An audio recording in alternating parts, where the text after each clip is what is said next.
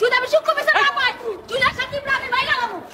আদালত প্রাঙ্গণে শিখা খানের এই কথাগুলো শোনার পরে অনেকেই অবাক হয়েছেন, আবার অনেকেই বলেছেন যে কত বড় খারাপ হলে পুলিশকে ভয় না করে পুলিশের সামনে এরকম হুমকি দিচ্ছে। তাহলে যখন পুলিশ উপস্থিত না থাকে তখন জুনিয়র সাকিবের সাথে শিখা খান কী করত? এই ভিডিওটা দেখার পর আমি নিজেও তাই বলেছি। কিন্তু এই শিখা খান কেন খারাপ হয়েছে, কেন তিনি এত দুঃসাহসী হয়েছে সেটা কি জানেন? চলুন দেখুন। মা মেয়ের নামে মিথ্যা কথা বলবো না। সে 10 মিনিট সে উপরে দিয়া তাসাস করছে 10 মিনিট করে। এই ঠোঁটটা আমি গোলাপি যখন চান্নাতে দিন 3-4 দিন আগে দেখছি তখন প্রশ্ন করছি, তখন আমার মেয়ে বলছে এত বাচ্চার কি আপনার কি বুক পানি ওঠার কথা? হ্যাঁ আপনারা কি বোঝেন না? বোঝেন না আমার মেয়েটার আমি বিয়ে দেবো? বোঝেন না আমার জীবন লাইফ শেষ, আমার মেয়ের জীবন তো শুরু। হ্যাঁ 10 বছর আমার মেয়ে। শুধু শিখা খান না, তার সেই ছোট্ট বাচ্চাটির মুখ থেকেও শুনুন কি হয়েছে। আর বুকে হাত দিছে আর লিপ কিস করছে। তারপরে আমরা যে বাসে বর্তমানে আমার আম্মু থাকে সে বাসে একই কাজ করছে। ঈদের 4 দিন আগে আমার আম্মু মার্কেটে গেছিল রাইখা। দেখুন, আমি জানি না ঘটনাটি কতটি সত্য, তবে এটা বলতে পারি এতটুকু বাচ্চার উপরে যে কুদৃষ্টি দিতে পারে সে কোনো মানুষই হতে পারে না। ভিডিওগুলো কিন্তু এখনকার না, ভিডিওগুলো আজ থেকে প্রায় 1-1.5 বছর আগের ভিডিও, যখন শিখা খান জুনিয়র সাকিবকে মামলা দিয়ে জেলে ঢুকিয়েছিল তার মেয়ের সাথে অনৈতিক কাজ করার কারণে, তখনকার ভিডিও।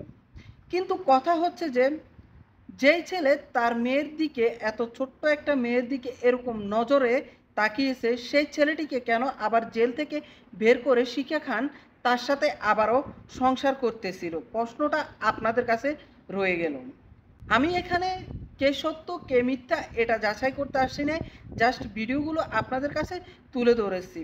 কে সত্য কে মিথ্যা সেটা যাচাই করবে আদালত। অনেকেই এখন এই ভিডিওগুলো দেখিয়ে বলছে যে জুনিয়র সাকিব আবারও তার ছোট্ট মেয়েটির উপরে কুদৃষ্টি দেওয়ার কারণে শিখা খান জুনিয়র সাকিবের টুনটুনিটা কেটে দিয়েছেন।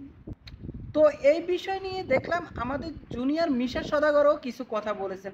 তিনি এই ভিডিওগুলো দেখিয়ে বলেছেন যে এগুলো একবারে বানোয়াট, এগুলো ভিত্তিহীন, জুনিয়র সাকিবকে পাশানোর জন্য এগুলো করা হয়েছে। যারা এই ভিডিওটা দেখে আজে বাজে কমেন্টস করছেন এবং যারা এই কথা বিশ্বাস করছেন তারা আসলেই সত্যটা জানেন না। এই ভিডিওটা আরো 1 বছর আগের ভিডিও।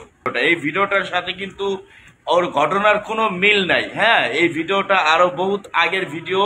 এটা একটা সাজানো বানানো ভিডিও, যে ভিডিওটা আসলে অনেক আগের ভিডিও। অতএব আমি মনে করি যে আপনারা এই ভিডিওটা যারা ছেড়েছেন তারা রিমুভ করবেন, আর দয়া করে আর অবশ্যই এই ভিডিওর কথাগুলো কখনো বিশ্বাস করবেন না। কারণ একটা ছোট্ট মেয়ে, সে যে ছোট্ট একটা বাচ্চা, তার সাথে এই ঘটনা কখনোই ঘটতে পারে না। এবং সে যে বানানো, শিখা যে মিথ্যেবাদী, শিখার মেয়েকে যে শিখিয়ে দিয়েছে সেটা কিন্তু ভিডিওতে স্পষ্ট বোঝাই যাচ্ছে। এখন আমার কথা হচ্ছে তাকে পাশানোর জন্য করা হয়েছে নাকি অন্য কিছু করার জন্য করা হয়েছে এটা আদালত দেখবে। কিন্তু এখানে একটি প্রশ্ন থেকেই যায়, যেহেতু জুনিয়র সাকিবের নামে এরকম একটা অভিযোগ আগেও উঠেছে, তাহলে শিখা খান কেন তার মেয়েকে আবারও জুনিয়র সাকিবের কাছে নিয়ে আসছে? হ্যাঁ, শিখা খান তার সাথে সংসার করতেছে, তাকে ভালোবাসে, তার স্বামী সেই হিসাবে সংসার করতেছে, কিন্তু এই লোকটি তো তার মেয়ের দিকে কুদৃষ্টিতে তাকিয়েছে। এই অভিযোগেই তো একবার জেল হাজতে দিয়েছিল জুনিয়র সাকিবকে শিখা খান। তাহলে শিখা খান আবারও কেন সে মানুষটির সামনে তার মেয়েকে নিয়ে আসবে? দর্শক শ্রোতা, এই বিষয়টা আপনারা একটু আমাকে ক্লিয়ার করবেন।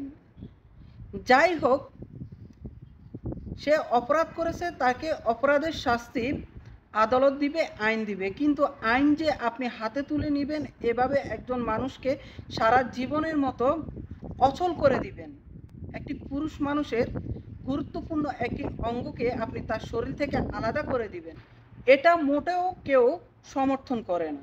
আপনি আইনিভাবে ব্যবস্থা নিতে পারতেন, কি বলেন আপনারা?